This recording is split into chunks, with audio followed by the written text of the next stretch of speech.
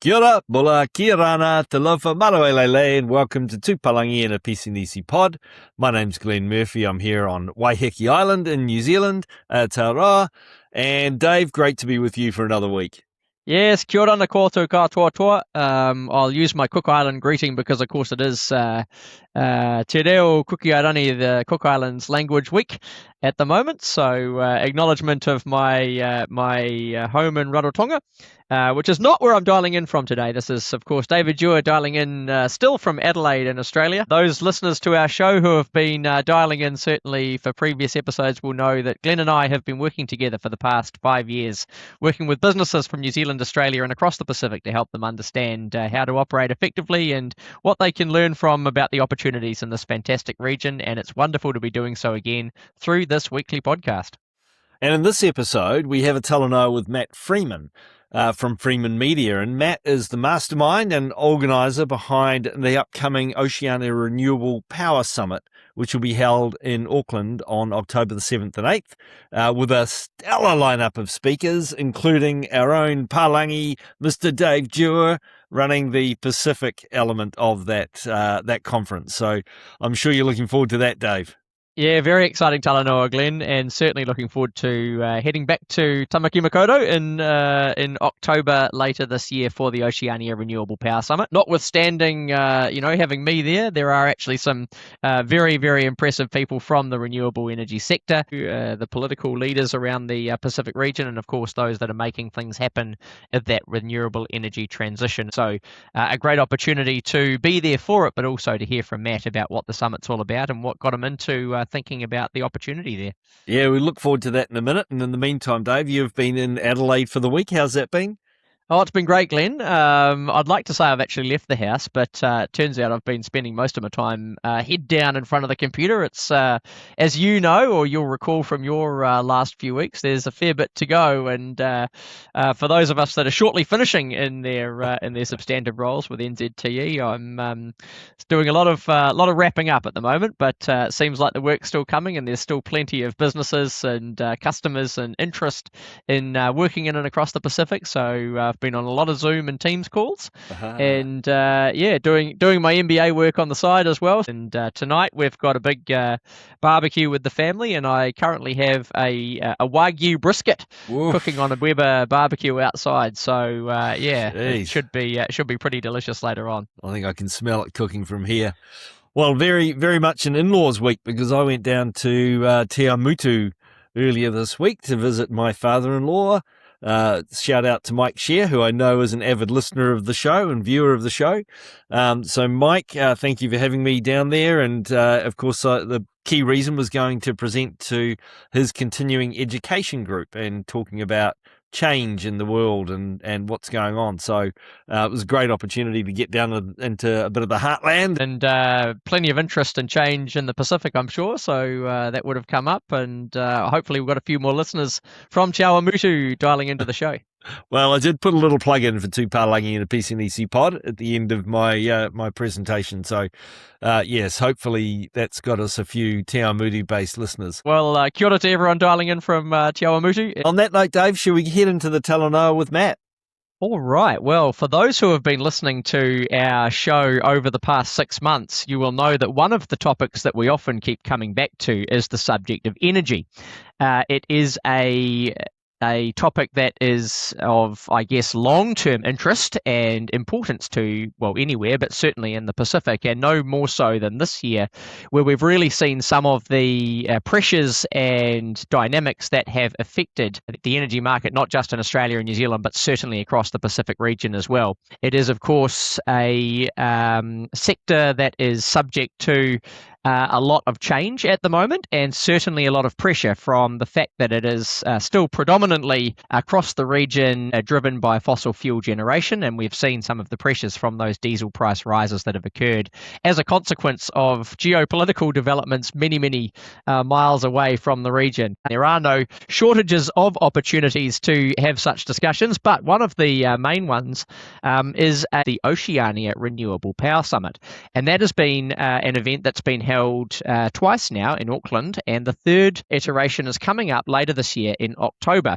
Now, spoiler alert, I will be at the conference, and I'll be one of the people helping present the Pacific stream of the conference, but we're very fortunate to be joined in the Pisanesi pod today by Matt Freeman. Now, Matt is the founder and director of Freeman Media, which is the business that has been running and is responsible for starting the Oceania Renewable Power Summit. So, Matt, it is fantastic to have you on the show. Bula vinaka, kia ora, and welcome to Tūpalangi in a Pisanesi pod. Thank you, Dave. Thanks, Glenn, and hi, everyone. It's fantastic.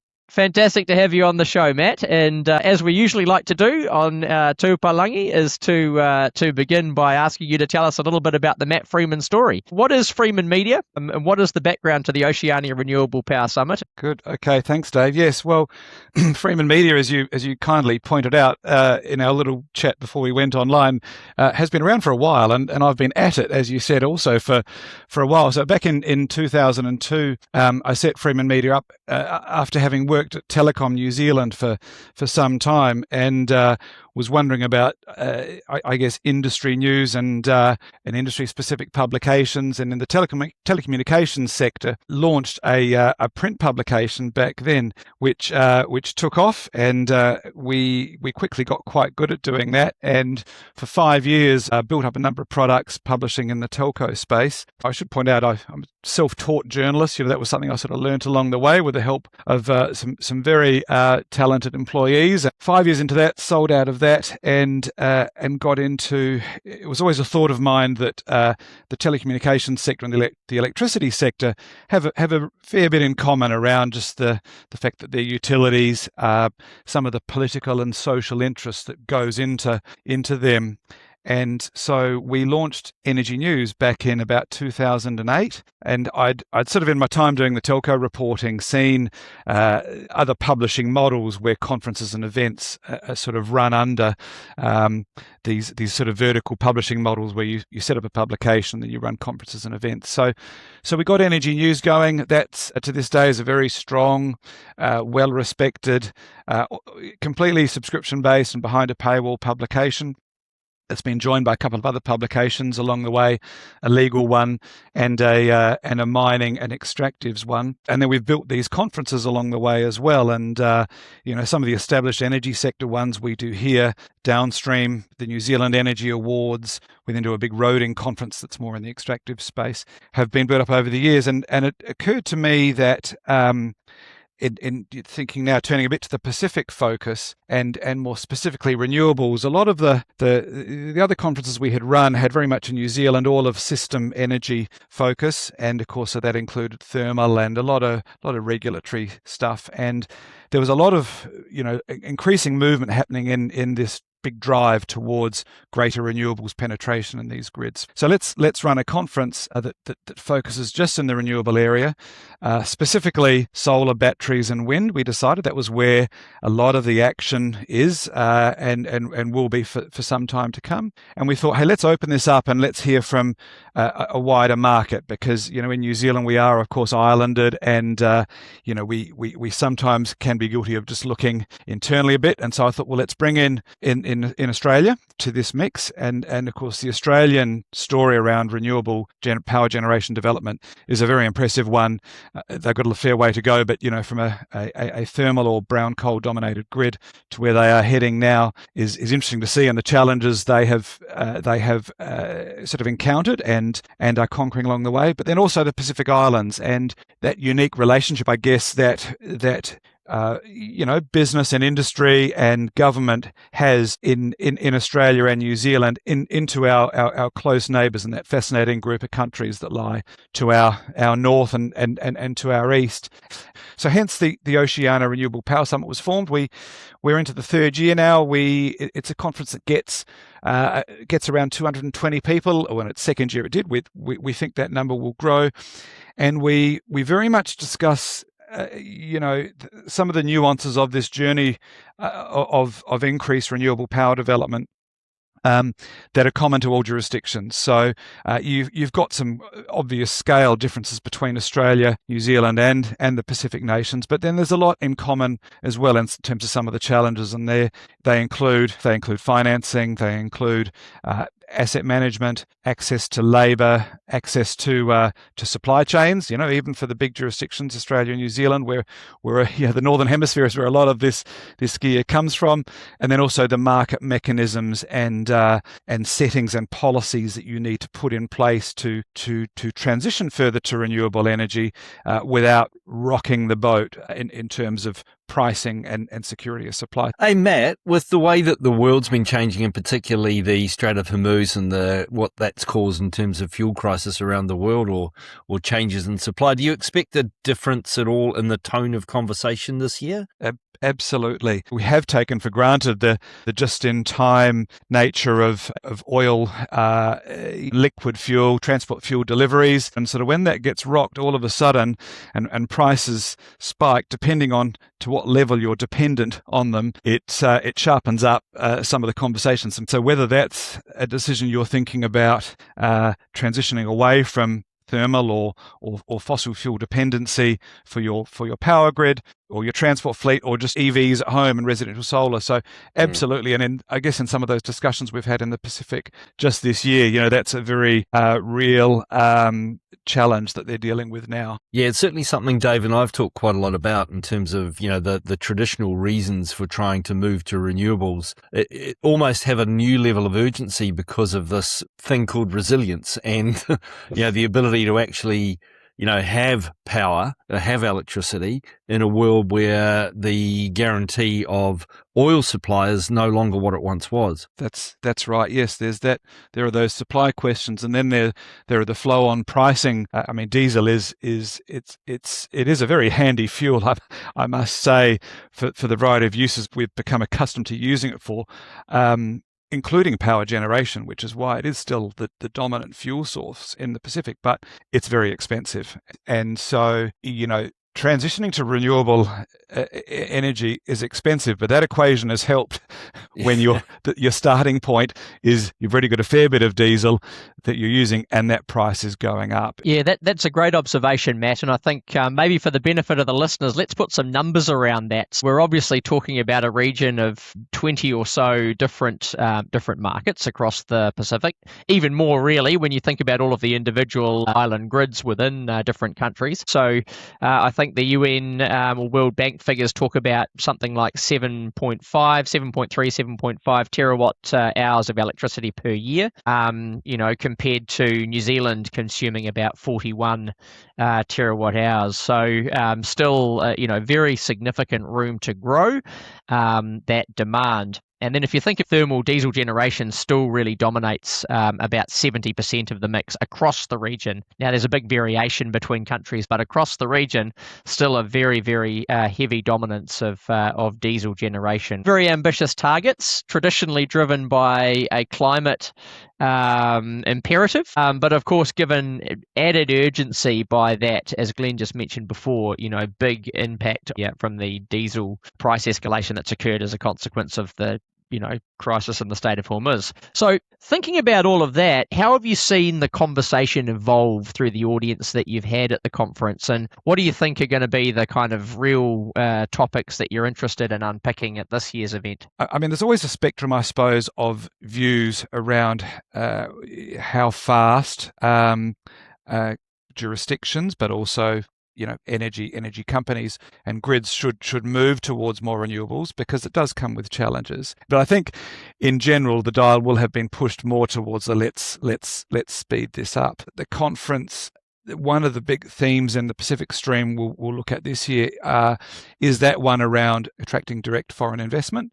And these governments admit that they can't do it all on their own. A lot of them will have a majority or 100%, state-owned utility, which makes perfect sense. They see that world organisations like the World Bank and the ADB see that to build out the necessary new infrastructure and new generation to transition, we need more direct foreign investment. So what are investors looking for to come and take a stake, say in a solar farm and a battery? And one of those is around the market settings, and so and giving them confidence in what sort of power price contract they might be able to write, and what those market settings and the tariffs are all at. So we've got one on market settings.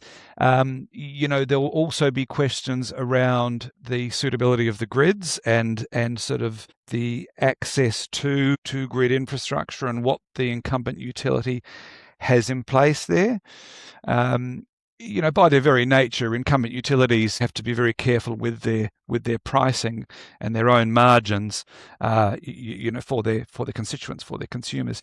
So I certainly hear from some of the would-be and current developers there, that they want to come in and they need faster access to everything. Transmission, land, consenting, approvals, market mechanisms, pricing, and they're ready to go. And we think that what we're also hearing from some of the donor and investor type organisations, and there's a range of them that we have at the summit, that they agree with this.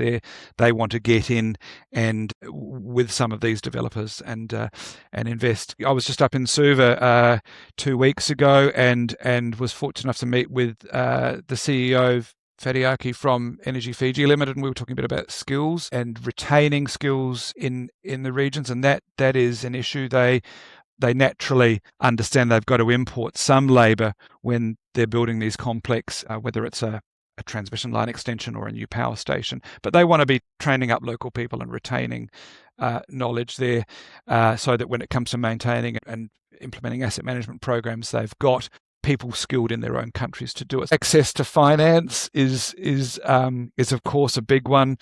Once you've got renewable power systems in place and they're stable, they're very cheap to run, but they cost an enormous amount to put in. And when you're displacing systems that were built 40, 50 years ago, and this cost has been sunk, the government's paid for it. When people see the numbers required to go and switch off a big chunk of thermal or diesel-fired power and put in solar and batteries, they go, heck, that's a lot of money. So yeah, the cost and the access to finance is a big one. Certainly some meaty topics, Matt, and I guess and it's great that you mention Energy Fiji Limited, EFL, because one of the big bits of news that we've certainly covered on the show this year has been EFL's own strategic plan to raise something like $2 billion worth of investment into new renewable energy generation within Fiji. The government associations, the regional and international development banks, ADB, World Bank, they're the very traditional sources of capital to generate these new electricity assets. But increasingly, we're seeing partners like the Fiji National Provident Fund and the super funds and the institutional capital across the region, that private sector pool, getting a lot more interested in the potential in renewable energy investment across the region. Thinking about some of those themes that you've mentioned, who are you most excited to sort of hear from at the summit itself? And you're not allowed to say Dave Dewar here, Matt. That's that's off the I'm loving agenda. it up. Yeah. Right. Oh, bugger! I better just put a line through Dave's name. No, I look at our conferences. We really pride ourselves on the quality of the speakers and the content, and that's how the conferences work. And the networking is good, but you've got to have some learnings and to justify buying a ticket and coming along. I mentioned Fatiaki, so we are just waiting on a confirmation from him. So yeah, that's the Chief Executive of Energy Fiji Limited. Also, whilst in Suva, I met Seni, who is the Chief Executive of the FCCC. So we're really looking forward to having her there. When you talk about some of these foreign investors who might be looking across a range of Pacific nations for these investments, they want to see some level of standardization and cooperation and consistency with some of the settings. So hearing from her about what they do as a regulator, and I think some of the other delegates will be very keen to hear for their own jurisdictions, what is Fiji doing? Paul Makumbe from Sunergize, a developer with who has active projects. They've completed projects up in the Pacific. based here in New Zealand. We've got a couple of gentlemen from Opera, the Office for the Pacific Energy Regulators Alliance, and that's that comment of mine, I guess, about understanding the different regulatory frameworks and perhaps that need for developers or investors to see some level of consistency across the different nations. One of the ones I saw on the agenda that I hadn't been aware of, but I found very interesting, was a different part of the world, but the Chatham Islands and the case study that's going to be talked about with them, and switching from what I read, it looks like, into 100% renewable. That's a good point, Glenn. Actually, that's one of those fascinating, I suppose, examples that we can bring to the conference, because whether you've got a remote grid in outback Australia, of which there are plenty, or an island off New Zealand, and of course, or a Pacific island, the Chathams, they've gone from 100% diesel-based electricity generation. They've saved 1.2 million in OPEX in the first year by putting in 3 second-hand wind turbines and some battery backup. They've done this carefully, and fiscally they've been fairly prudent with it. So that's a really good case study of what can be done. And there were plenty of challenges with that project. So Roger will talk about, who's the speaker on that subject, about some of the challenges there. But that's a great example of, and that would apply to any small remote grid, either up in the Pacific or in Australia. We are talking to Matt Freeman, who is the director of Freeman Media and organising the Oceania Renewable Power Summit, which is coming up in Auckland in a couple of months' time. And I guess actually we've been a little bit remiss in not giving the dates of the summit. And of course, it's coming up on the between the 7th and 9th of October later this year, hosted up in Auckland. And one of the questions we're running through is just some of the speakers that Matt's most excited about. Yesterday, I think it was just announced online that it'll be having a keynote address from Simeon Brown, who is, of course, New Zealand's Minister for Energy. I know that you're approaching a number of other exciting sort of leaders across the region. You've got representatives from the Asian Development Bank on the list. I think you've got the Chief Executive of the Palau Public Utilities Corporation, representatives from Solomon Power, Electric Power Corporation, Samoa, Engie Unelco in Vanuatu, and of course the Office of the Pacific Energy Regulators Alliance. Our good friend Dean Yarrell, who I know very well from the Cook Islands and now back in Wellington, and is a listener of the show, and I'm sure a little shout out for him. But some really, really impressive names from across the region. I've been happy with the number of Australian speakers that we've attracted for this year. They're all, in this case, ones that have operations on both sides of the ditch. We've got Origin Energy coming out, so they're obviously one of the big two gentailers over there. And they don't have any current operations here in New Zealand. We've got Dennis Friedman, Jean-Christophe from Neoian. Yeah, there's a good list of Aussies coming out to speak, and they. And we'll often get them to talk a bit about the Australian context and to draw parallels and learnings and ask questions, I guess, of the New Zealand context. But also they'll come and talk a bit about their New Zealand operations as well. And bringing that theme back to the Pacific, there is of course also a planned attendance by the Australia Infrastructure Financing Facility for the Pacific, AIFFP. I think their head of energy is confirming to come across and talk about the funding that Australia puts into the renewable energy sector in the region through its Renew Pacific program, which I think would probably be the largest development funding source for energy construction in the region, right? Yeah, that's right, Dave. And I should point out too, just on that note about, the Minister, who obviously we're very thrilled to confirm him recently. We do hope to confirm a Pacific Minister. I won't drop any names at this stage, but confident we will confirm a Pacific Minister to join Simeon Brown up on stage as well. We've talked a lot about who will be presenting and the panelists, but who do you think would benefit most from actually coming along and being in the audience? It's probably a fairly even mix of industry participants, the actual energy companies themselves coming to network and learn from their peers, service providers, engineering consultancies, OEMs, economics consultancies, etc., supplying the sector. Then probably regulators, government officials. That would be the balance, and they're probably almost in fairly equal numbers. We really look to have the influencers and the buyers, or the actual industry participants and the regulators, the people that set the rules, up on stage. You will see a few carefully chosen, if you like, service providers up on stage, and I stress they're carefully chosen. We don't want sales pitches. These are all sort of leaders in their fields, with operations in the Pacific and across the wider Oceania region. So come along. It will be. It's a good show.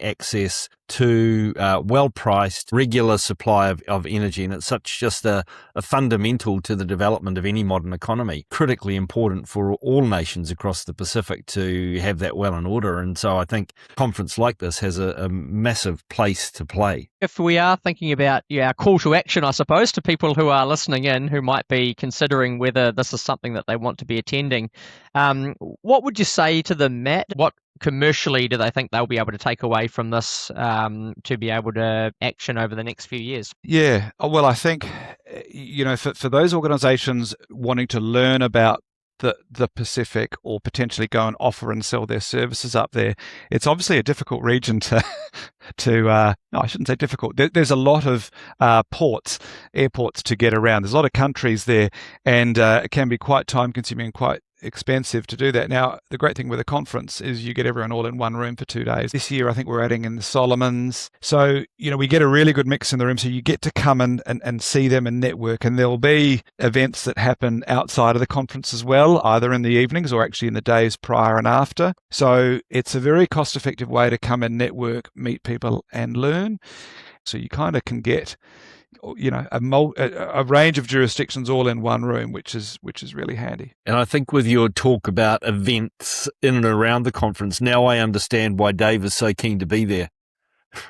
That drinks down at the viaduct. Couldn't possibly say, could we? And if anyone needed another reason to come along, there'll certainly be one, and possibly even both of Tupalangi in and around the vicinity during that time. So I'm certainly looking forward to getting back to Auckland and being part of it. We are, of course, talking about the Oceania Renewable Power Summit that's coming up in Auckland on the 7th and 8th of October this year. It's at the Pullman Auckland, which that's just one of the main hotel and conference venues, pretty central. We're obviously getting into the final part of the Talanoa now, but, we did touch on at the start, your broader kind of Pacific interests and the work that Freeman Media does. Where else do you see sort of opportunity for businesses in your sort of sector, or whether that's event management or, industry media type focus to grow across the Pacific region? Yeah, it's, part of that recent trip I had to Suva a couple of weeks ago, which I thoroughly enjoyed, was to continue a little bit of a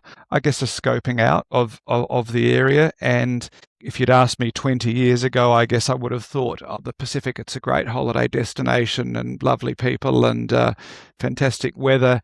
And now all of a sudden it feels like there's a lot more geopolitical interest in the Pacific and in what it's doing. And the world has changed, and it's very close to Australia and New Zealand. And I think people are wanting to learn a bit more about the Pacific. And also they are all wanting to learn more about what we do and how we can help them and our involvement. So yeah, look, I think there is an opportunity building, and my current media and events interests are more in infrastructure and utilities and in that area. But I think that's Glenn, your point, the building blocks of successful economies do start with solid infrastructure and affordable and reliable power. So yes, that would be a comment. Nothing brewing from us at the moment. We're really very focused on the Oceania conference and want to keep building that up. Well, that's a great spot to bring it all back together. I think that point that you make, Matt, about just the value of coming together to learn, to share information, and to really understand, I think, some of the opportunities, as well as the, particular operating challenges and things that make the region such a unique and special place to work in. So obviously the Oceania Power Summit coming up in October later this year in Auckland is something that we're very supportive of, and something that I will personally be part of. And thank you for having me as part of that as well, Matt. And I'm sure we'll be looking forward to maybe profiling a little bit more about the summit and some of its guests and attendees as we get closer to the time. But for now, we've been talking to Matt Freeman, the director of Freeman Media, who's organising the Oceania Renewable Power Summit coming up in Auckland in October later this year. Matt, it's been a real pleasure. Whawhitai tele lava, vinaka vakalevu, and thank you very much for joining us in the Pisinisi pod today. Thanks, Dave. Thanks, Glenn. Thanks for having me. But it was lovely to meet Matt, Dave. Really, really interesting in terms of how he's thought about it, and also like listening to his business and how kind of niche his business is. I think the discussion about how the conversation might change at this year's conference compared to the last couple of years in terms of transition around funding models, but also those different drivers, and now in terms of resilience being a key thing driving renewable energy adoption. Yeah, absolutely, Glenn. I think those are the two key changes that have really occurred between last year and this year. Last year, it was certainly a very interesting event, and it got some very good attendance. And there was, some beginning discussion around, how the energy transition can be facilitated through greater investment, new investment type models in the region, and that's where I think this summit offers quite a lot to that conversation. But certainly in the last 12 months, if you think what has been exposed in terms of the vulnerabilities of the sector through its reliance on fossil fuel, seeing that play out in the big economic impacts of the rise in fuel prices and what that's done for the energy mix and the energy security of the region, that's definitely sharpened that focus around diversifying not just the energy mix, but who pays for it, and seeing some of the opportunities to crowd in some of that private capital and bring in some of those other voices that are there and are willing and are really interested in some of the opportunity in the sector. I think some of the work that's being done through the super funds, through the some of those institutional capital providers, and indeed some of the energy businesses themselves who are bringing deployable capital along with their construction capability. There is some really interesting and quite exciting developments that can be brought into the sector, and I think this is a great forum to get along to and to hear about some of those. Well, it'll be great to have you talking at that and managing the Pacific part of that whole conference, Dave, and I look forward to hearing what you pick up from it in terms of the various conversations that I know you'll have in the conference and at the surrounding events. The side events, yeah. The side events, yeah, exactly. Hey, but big week this week, big news out of Fiji, Dave, with somebody that you and I've both had a little bit to do with, Manoa. Fiji has, of course, now reinstated its Deputy Prime Minister Manoa Kamikamitha in the Fiji High Court this week. The case against him was ruled by the judge to have no case to answer, and so Manoa Kamikamitha has been reinstalled as the Minister for, gosh, he's got a heck of a lot of portfolios, small business, cooperatives, communications, I think, and trade, as well as the Deputy Prime Ministership. He's really rearing to get back into the job, and all the best to him and to the government over there. Great to see that new role being taken back up, because it's certainly a very, very important set of portfolios for the business community, not just in Fiji, but across the region. And some other news in the week that's related to the renewable energy transition, Dave. You were commenting that Palau has had a big announcement about a big investment in solar.